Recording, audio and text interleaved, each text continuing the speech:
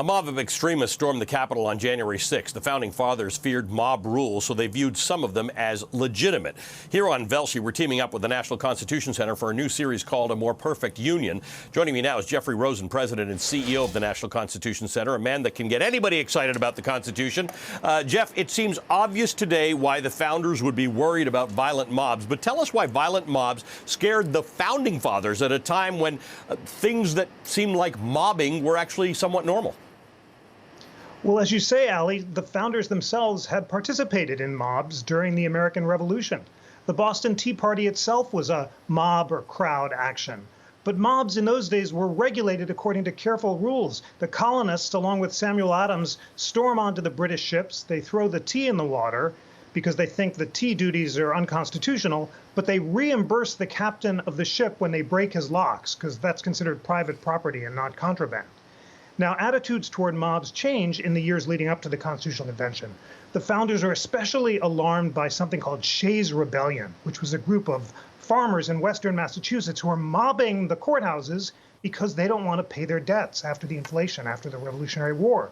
And that's why Jefferson sends to Madison a trunk full of books from Paris about the failed democracies of Greece and Rome, where demagogues inflame the people into mob action.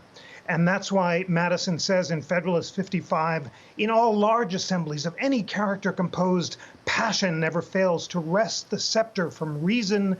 Even if every Athenian had been Socrates, Athens would still have been a mob.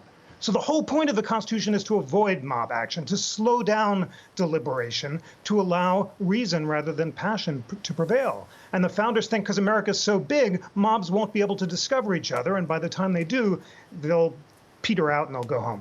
Now that proves to be a false hope in the years leading up to the Civil War, when violent lynch mobs attack free African Americans, enslaved people, abolitionist newspaper editors like Elijah Lovejoy.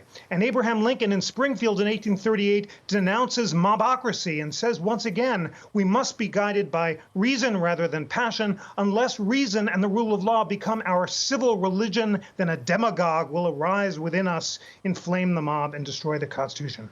Obviously, what we saw on January 6th was Lincoln and Madison and the founders' nightmare, an armed mob inflamed by online demagogues and algorithms attacking the Constitution and the rule of law. So if we're going to channel the framers and Lincoln and Madison and Frederick Douglass, we'd have to say, America, let us make ablution and once again commit ourselves to the light of reason embodied in the Constitution.